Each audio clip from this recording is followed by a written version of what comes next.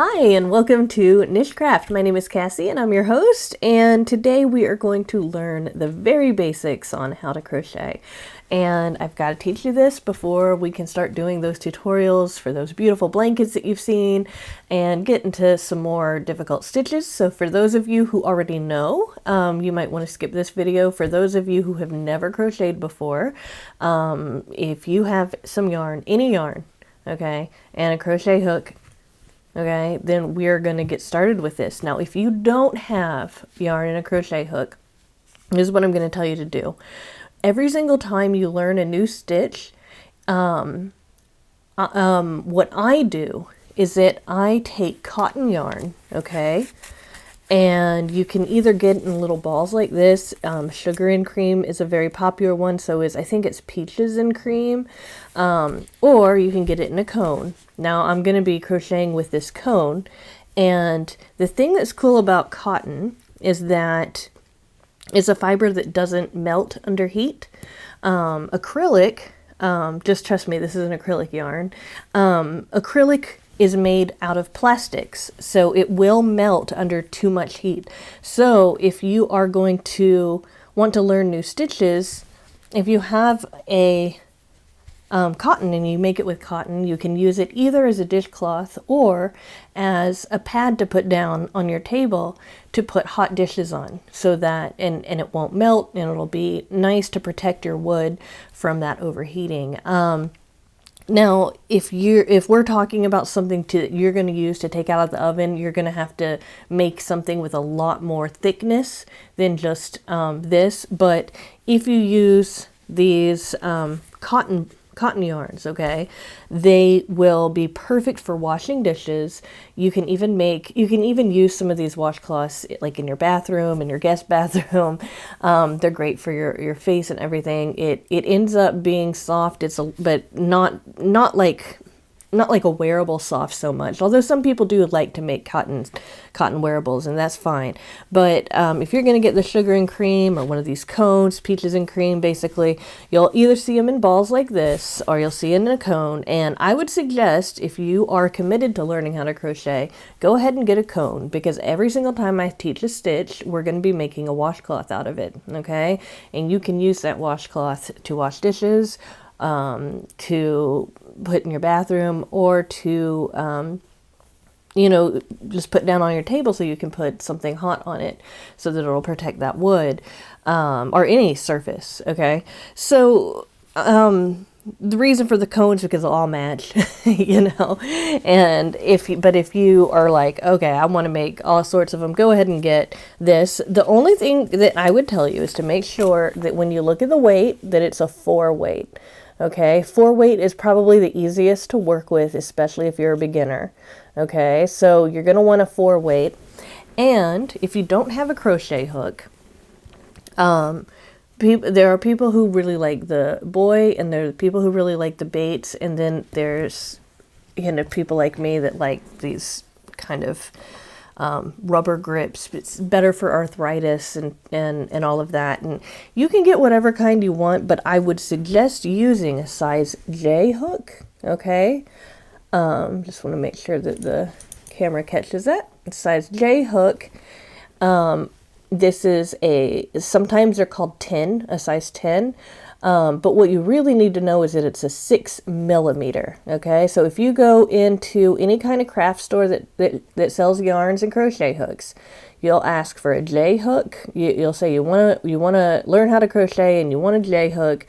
You'll want some yarn that's 4 weight, and if you like, you should get some stitch markers too, because they really help beginners. And stitch markers look like this. They're kind of like diaper pins, and they clip like this, and you can open them, close them, and you put them in your stitches so that you can keep track of where you are without having to count so much. Most crochet doesn't involve counting. Sometimes it does, but for this beginning stuff, you're not going to really need that. Okay, so I just want to go ahead and acknowledge that I've got the 2nd edition of Teach Yourself Visually Crochet, okay? And I would definitely recommend this book if you want to teach yourself, right?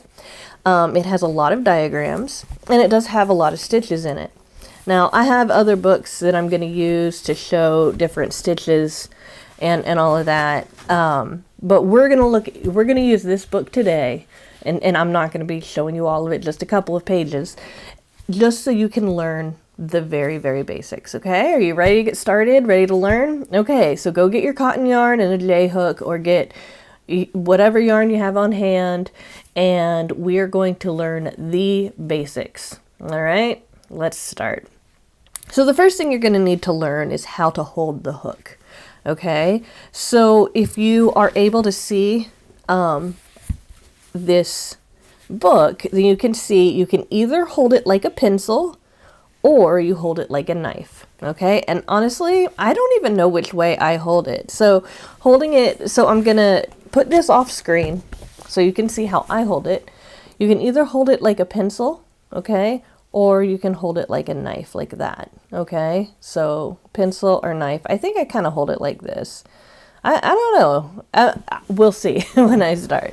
But holding the crochet hook in your dominant hand, okay, this is going to be from a right hand perspective, but people who are left hand dominant, you guys can learn from this too. Okay, so you're going to want to hold it in a way that feels kind of like a pencil or kind of like a knife. And I suppose that what they're showing in this video is like this. Okay, so like this or like this. All right.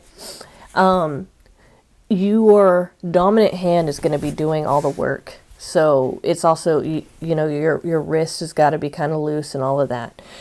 So there's that. Okay, so we're going to go to the next page, and we're going to be talking about how to hold your yarn. Okay, so there's a few ways that people hold their yarn.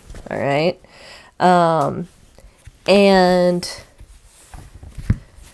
the yarn hand is going to be your non-dominant hand. Okay. And the reason that you want to hold your yarn a certain way is because your pointer finger, okay, is going to be the one that's going to bring the tension with the yarn. Okay. Now, if you have some kind of disability, and let's say that you don't have all of your fingers or something like that, that's okay. We can still learn how to do this. So here's what I do. I hold it like this, and then when I want to pull with this, I hold it so that my finger can adjust how tight that is. Now, if I don't have a pointer finger, then I can do that with my middle finger. You know, so you are able to crochet even if your hands are not shaped the way that mine are, right? But that's the way you're going to want to hold it. So now that we have an idea of that, and of course you're going to be able to see me doing this, so you can mimic me and you can rewind and all of that as many times as you want. I'm not going to get upset about that. We're going to do the very first thing, which is making a slip knot. Okay, some of you guys might already know how to do this. So I'm going to show you the way that I make the slip knot. Okay, if you want to know a different way, then there are a lot of videos online that will show you how to make a slip knot. But the way I do it is that I make a loop like this, okay? And then I take the long end and I pull it through that loop. As I pull it through that loop, I pull the shorter end, and I've made a slip knot. And the thing about the slip knot is that you can slip it up and down like that, okay? So let me do that again, and I'm gonna do it by holding it now, because that's the way I usually do it. I hold it. So I make that loop, okay, and I'm holding it, and then I'm like, okay, I know this is the long part of the yarn, so I'm gonna pull that, and I've got it. Okay, once you have the slip knot, you put it on your crochet hook. Now I go up to this middle part because I was taught that was where you gauge your stitches. So if you're beginning, if you want to make sure your stitches are the same size, you might want to gauge every single one by pulling them like that in the middle. Okay, so you've got your non-dominant hand with the yarn like that.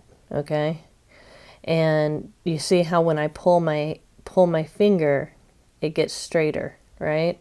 That's the tension that I'm talking about. So I put it right over my pointer finger and my left hand, and I'm sorry, my pointer finger and my middle finger in my left hand. Then I hold on to this, and then I pull it through. Some people like to have extra tension, and they'll wrap it also around their pinky. Okay? I personally don't like that feeling, but some people, that might help for some people. So with your non-dominant hand, you're going to want to hold on to your work. Right now, we don't have a whole lot of work to hold on to, but that's okay. I'm just going to hold on to this little knot right here and the tail, okay? And with your dominant hand, you're going to want to, all you have to do is to take that hook that yarn onto it, and pull it through that first loop, okay? All right, then we're gonna do it again, pull it through that first loop. If you want to make sure they are exactly the same, you can use that middle part to gauge. Then you're gonna do it again, pull it through, use the middle part to gauge, pull it through, use the middle part to gauge. And right now, what you're doing is you're creating a chain, all right? Chains are just about gonna always be the foundation of any project you're gonna work in crochet. All right, so this is us pulling through chains, and your chains might not look perfect straight away, and that is okay. But this is what my chains will look like when I'm using this gauge. Now, I'll go ahead and show you, and to undo it, all you have to do is just pull on that long end. You'll even pull in that slip knot. What I'm going to do now is I'm going to show you, right, how I do it when I'm working at a normal pace, so that you can see what it looks like, okay? And we're only learning how to chain in this video, okay? I will post another video today with that cotton yarn, so that we can make our first dishcloth with a single crochet, okay? But right now we're focusing on how to chain. So you hold your work right here. You know, you've got to hold on to something. I mean, you can do that, but it's going to feel kind of weird. You're going to hold on to this. You're going to pull that yarn straight with your pointer finger, or whichever finger is comfortable for you, okay? And then you are going to take this, and you're going to keep pulling loops through until you have the length of whatever it is that you want to make. So I'm gonna do this 25 times. I'm gonna be counting it in my head, and I'm just gonna go at my normal pace, okay? And you can slow the video down or speed it up if I'm not going fast enough, so that you can see what it looks like, so that you can get an idea of where you are now if you're just starting out versus what it's gonna look like when you're able to do it more quickly, okay? So here we go. When you do a chain, you do not, when you do a chain and you're counting, you do not count the first loop. That first loop is your slip stitch, your slip knot. That's not what we count. We count all the others. So I'm going to chain 1, 2, 3. Now that I have some work to hold on to, I'm going to hold on to that. And now I'm going to chain the rest 4 through 25 without speaking out loud, okay?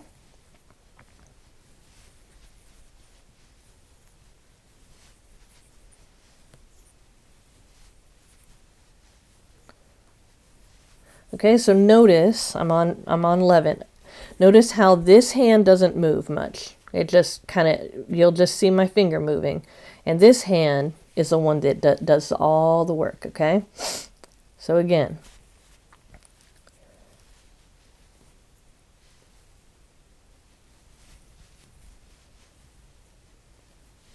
if I want to gauge them, then I can keep doing this every time.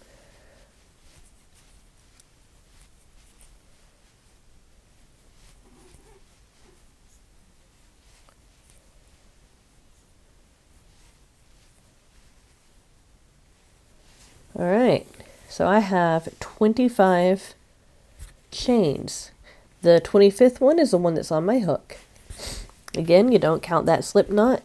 And what your task is now is to practice until that feels natural, okay?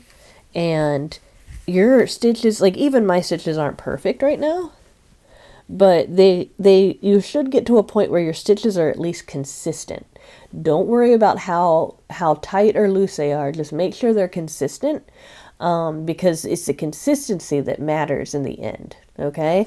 In the next video that I'm going to post, and I'm going to post it today, probably in about 2 to 3 hours, we are going to start with our first dishcloth, and I am going to teach you how to make a single crochet stitch. All right. This is just the beginning. We know how to hold the hook. We know how to make the slip knot, and we know how to chain. And I will see you very soon with our first dishcloth. If you want to do this along with me, in between the time that you watch this and the time you watch the next video, go to the store, get some cotton yarn. Make sure it is a 4 weight. Okay. You can either get one of these. It's not very expensive too. The cotton yarn's pretty cheap. Or you can get a whole cone. And just know that we're going to be making dishcloths with every single new stitch I teach you. And so if you want to get a cone, all of your dishcloths will match. If you want to get a little ball, you know, that's fine. If you want variety, that's fine. Get a ball or get a few of them and get a J size hook. Now, what I would suggest is to get just a regular metal hook, because it's the basic, it's usually the first hook people learn on. Okay. Now, if you have arthritis or anything like that, then look for hooks that have this is a big hook. Okay. Look for hooks that have these rubber grips. Okay. Because that'll help your hands feel a lot better, or just hooks that are bigger as far as like at the bottom here. You can get a metal hook, you can get a wood hook, you know, you can get a steel hook, versus this, I believe it's aluminum. It doesn't, or you can get a plastic one. It doesn't matter what it's made out of, but just know that most people learn on aluminum hooks. And so I just want to say that if you want to get the most common experience of learning to crochet, that's what you're going to be looking for. And if you look for a package, you're going to want a package that has a J hook in it. Okay, and that's it. And I would say that probably the most common used hooks for crochet is G through maybe K. I use a lot. I use a very long range, but when you're first starting out, G through K is probably what you're going to be wanting the most. Okay. All right. So we're done with this video, and I will see you in about 2 to 3 hours with our first dishcloth tutorial.